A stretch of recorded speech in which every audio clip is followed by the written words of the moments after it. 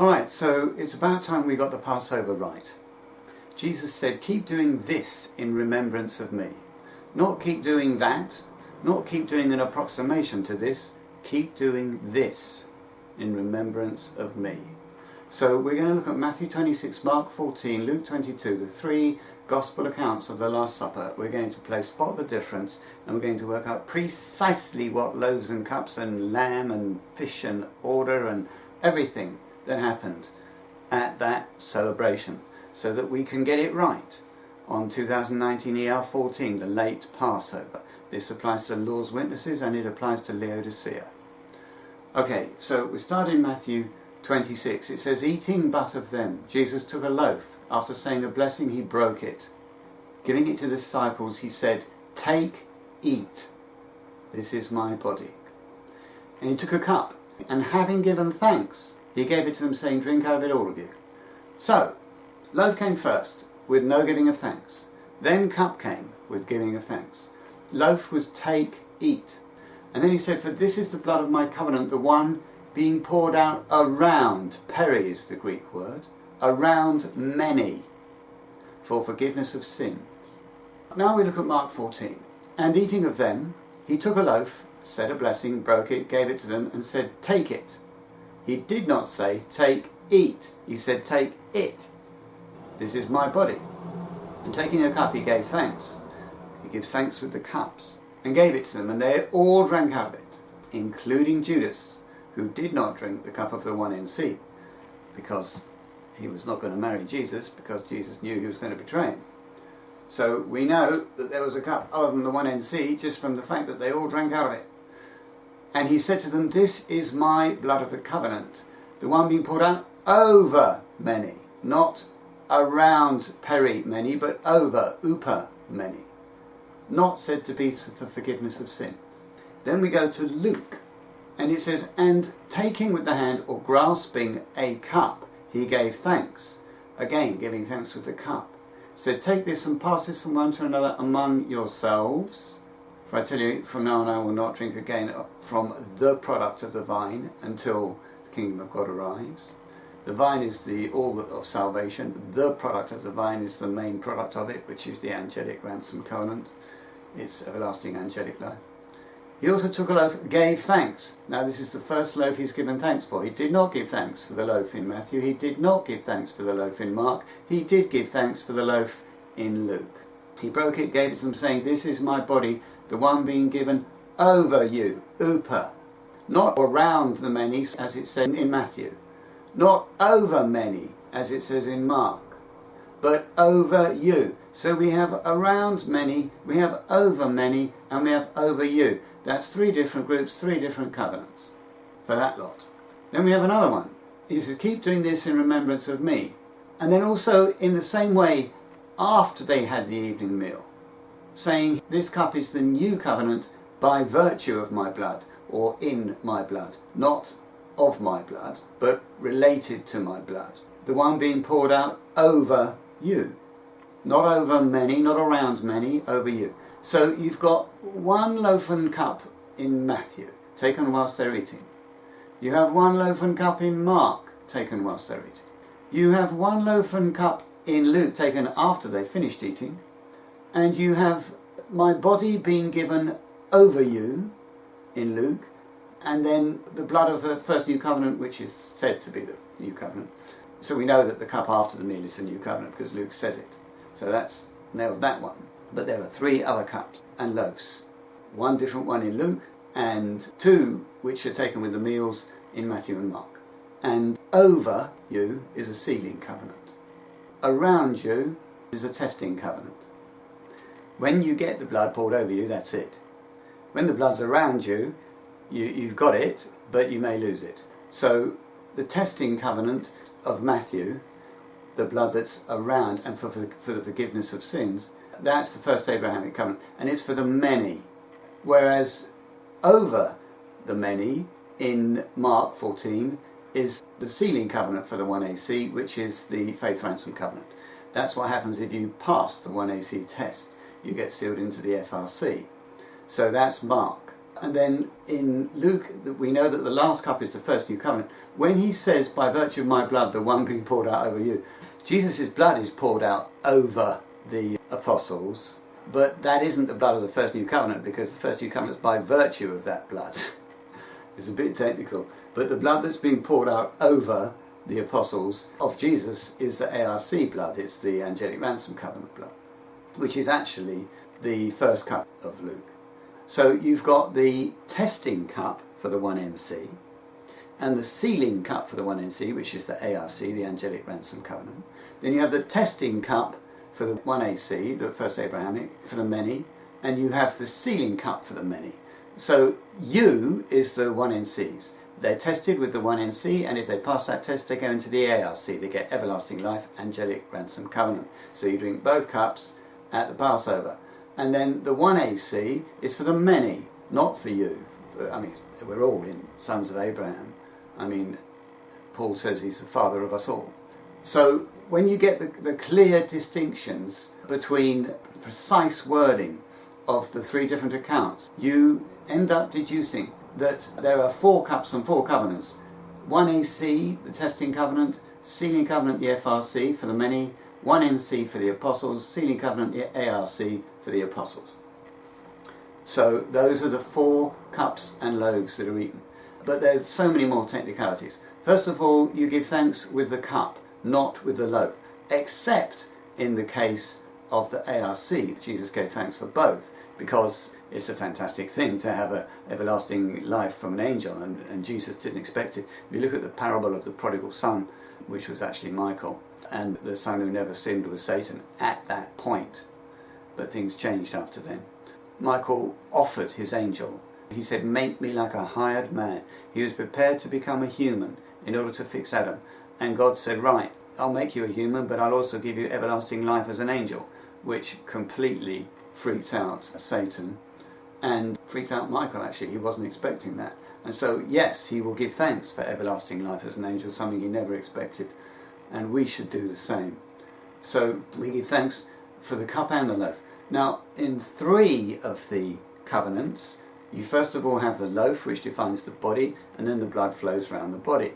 Not the case with the ARC, because the ARC cup preceded the loaf, because the whole world was founded on the agreement of the angelic ransom covenant. When Adam screwed up, 5 or 10 hours after that, depending on whether it's into your hand, I entrust my spirit of Psalm 31:5, or whether it's into your hands, I entrust my spirit of Luke 23:46. Because the period that Jesus spent asleep in the gates of Hades, but not actually dead, 5 or 10 hours, was exactly the same length as the period that Adam spent having sinned before the ARC was drunk. The cup of the ARC was drunk. And the cup was drunk 3993 Nisan 14, 5 or 10 hours after Adam sinned, which actually, since he sinned in the afternoon, he didn't. Jehovah was walking in the breezy part of in the afternoon, wasn't he? So I guess it's more likely to be 5 hours than 10, but who knows.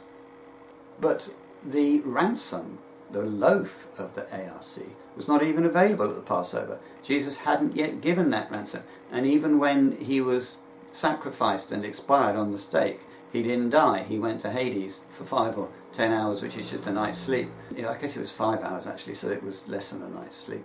And he sat at the gates of Hades but didn't go into Hades. So he didn't actually die then, but he died as an angel on 33 Sivan 5, not when he offered his angel, which he did on First Fruits Day, 33 Nisan 16, but 50 days later, because it takes 50 days to rise up the ladder to divinity.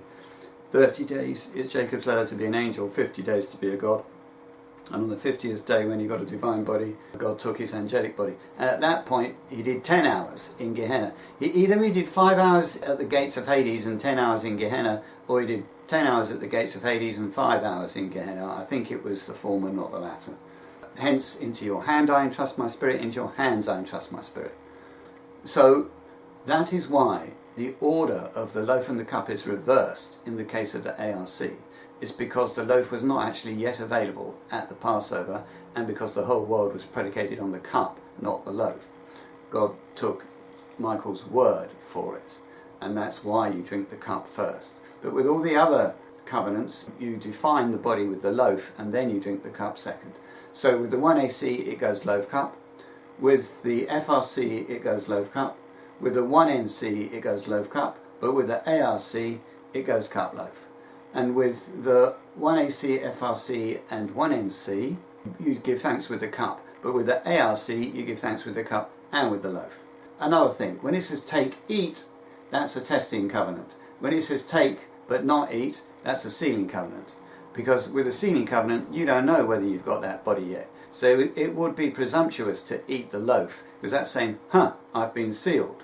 No problem saying, I'm under a test. So you can eat the 1AC and you can eat the 1NC loaf, no problem. But we don't eat the FRC loaf and we don't eat the ARC loaf. We just take it into our hands like they do in Babylon, like they do in the Watchtower actually. And then you hold it in your hands. Actually, the Watchtower, I think they hold the plate, not the loaf. But you take the loaf into your hands, and the idea is it doesn't slip through your fingers, and then you give it back to the priest, put it back on the plate. So that's a difference between a testing covenant and a sealing covenant.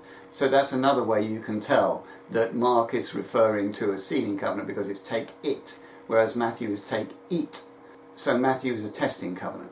And we must do that. We must eat the loaf of the 1NC and the 1AC, the testing covenants, and we must not eat the loaf of the FRC and the ARC, the sealing covenants, so that we're not presumptuous.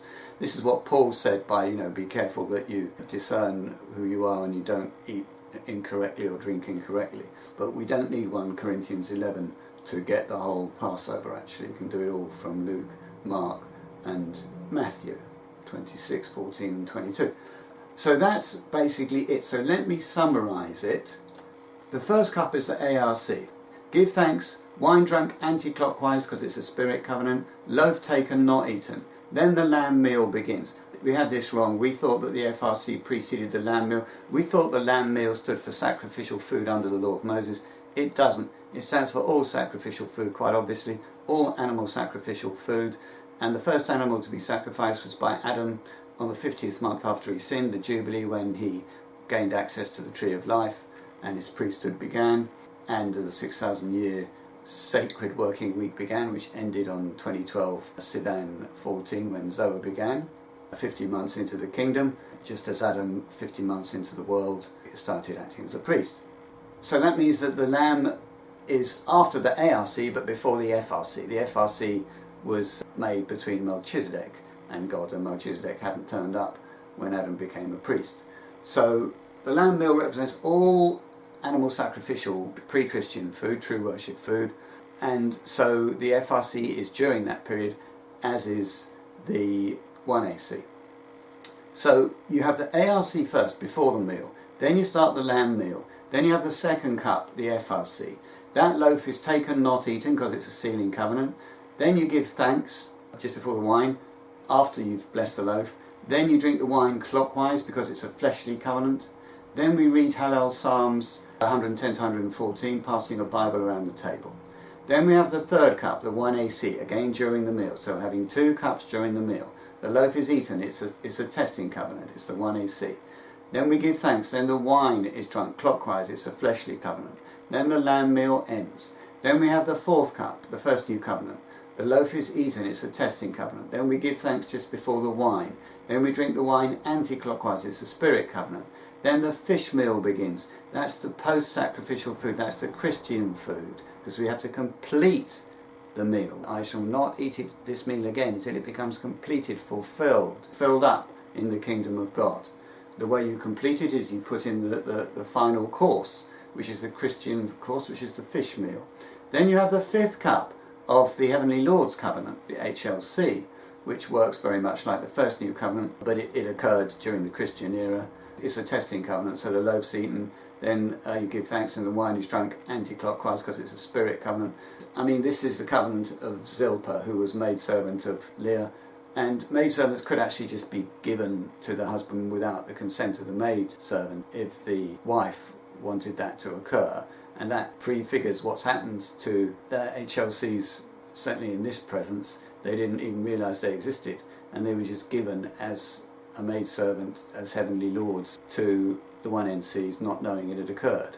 But now that we're telling them they exist and it does occur, they can now actually choose whether to do this or not consciously, which is a lovely thing to be able to do. So this time Leah can ask Zilpah, do you want to do this? Do you want to be a heavenly lord or not?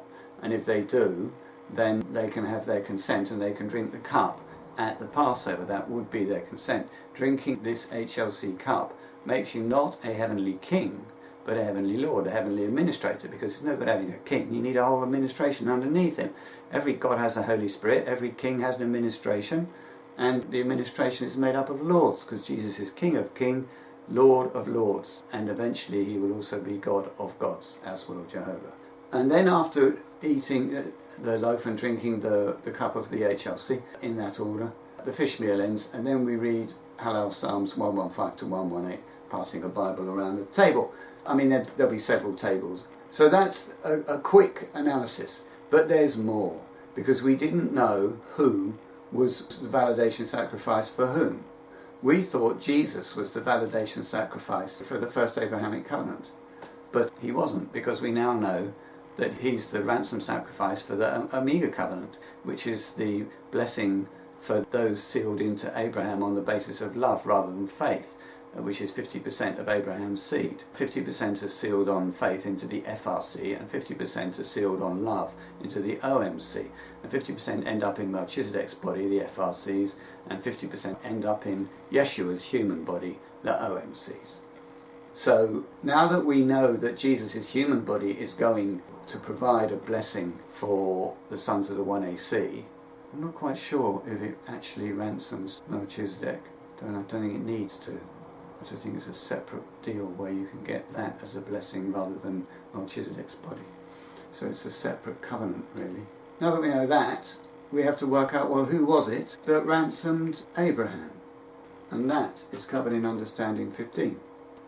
Paul, in Galatians 3:17, says, "Further I say this, as to the covenant previously validated by God, the law that has come into being 430 years later does not invalidate it so as to abolish the promise." Now, 430 years before the law was 1943. That's when the Abrahamic covenant came into existence, because Abraham crossed the Euphrates on Nisan 14, inaugurating that covenant. So, how did God validate the 1AC? Well, the answer is this. In Genesis 22, Abraham as good as sacrificed Isaac, his firstborn son. If he had actually sacrificed Isaac, then we would easily see the validation sacrifice for the first Abrahamic covenant. But God did not require Abraham to go through with the sacrifice of his son. God stopped him at the last minute. I mean, it would have been pathological had he made him go through with it. But on the other hand, when you act out of faith and know that it's God who's asking you and can resurrect your son, as long as your son would agree and be in agreement, such a thing isn't inconceivable. But only if Isaac would agree and they knew what they were doing in faith. In faith, things that seem pathological to people without faith aren't so pathological. But you have to be very careful with that. You have to have your conscience going. Because poor old God, he was going to have to give his son as a sacrifice instead, for something else actually. So Isaac asked Abraham, where is the sheep for the burnt offering? To this Abraham said, God will provide himself the sheep for the burnt offering, my son. And the two walked on together. When Abraham was just about to kill his son with the knife, Jehovah's angel began calling him out of the heavens, saying, Abraham, Abraham, to which he answered, here I am. And he went on to say, do not put out your hand towards the boy. Do not do anything at all to him. For now I do know that you are God-fearing, in that you've not withheld your son, your only one, from me. At that Abraham raised his eyes and looked, and there deep in the foreground was a ram caught by its horns in a thicket. So Abraham went and took the ram, offered it up for a burnt offering in place of his son. In place of his son. And Abraham began to call the place Jehovah-Jireh. That's why it's customarily said, in the mountain of Jehovah it will be provided. Jehovah-Jireh means Jehovah sees, actually, but it can mean Jehovah will provide. But the mountain of Jehovah it will be provided. When you see something in the passive tense, when it's seen, it can be provided. So it can, in the passive tense, mean provided. So Jehovah will provide the sacrifice. And in fact, he provided the knife for the sacrifice. Because what Paul says is, by faith, Abraham, when he was tested, in Hebrews 11, as good as offered up Isaac, and the man that gladly received the promises attempted to offer up his only begotten son, although it had been said to him, what will be called your seed will be through Isaac. And the thing is that his seed of the one AC is through Isaac, because Isaac is the validation sacrifice for the one AC. And he reckoned God was able to raise him up even from the dead, which he is, because Isaac was non-Adamic. And so even though he died age 180, thanks to the knife of God, that wasn't just a death, it was a sacrificial death, because he wasn't under a death penalty, he wasn't under a death sentence. So rather than Abraham killing him on that altar, God killed him at age 180 and took him as a validation sacrifice for the one AC. So, there it is. You see, the seed of Abraham is through his son Isaac, genetically. And the seed of Abraham by covenant is through his son Isaac, because Isaac was the validation sacrifice for the one AC. That's the beauty of this plan. And that carries on further into other relationships between fathers and sons, and validation sacrifices of sons for covenants of fathers. So let's go straight on to who validated the JAC angelically. Which angel ransomed Jacob? I used to think it was John the Baptist's associated angel. That is actually a daft idea, because John the Baptist himself never got into his associated angel because he died before Jesus' sacrifice. And in order for an angel to agree to give his body or her body or his body to God as a sacrifice, he has to be conscious and in the body. So it would need to be an actual angel, not somebody who's got an angel who's never been in it. And the only angel name we have, actually, other than Michael and Satan, well, there are a few others actually, but the only ones that are explicitly mentioned in a non-coded way, it was Gabriel, basically. And Gabriel was Jesus' firstborn angelic son. So all of Michael's seed is through Gabriel. And Michael was the mediator of the first new covenant. And so his seed for that covenant should be through Gabriel. So if Gabriel was the validation sacrifice for the JAC, then his seed for the 1NC, which is a sub-covenant of the Jacobean angelic covenant, the JAC, would actually be through Gabriel. We've got an isomorphic situation between Michael and Gabriel to the situation between Abraham and Isaac. So that the human son of Abraham, it provides the validation sacrifice for his human covenant, and the angelic son of Michael provides the ransom sacrifice for the 1NC and the JAC. So, now we know the cups we drink, and we know whose blood we're drinking, and whose body we're eating. In the case of the 1AC, we're eating the body of Isaac, and we're drinking the blood of Abraham washed with the non-Adamic blood of Isaac.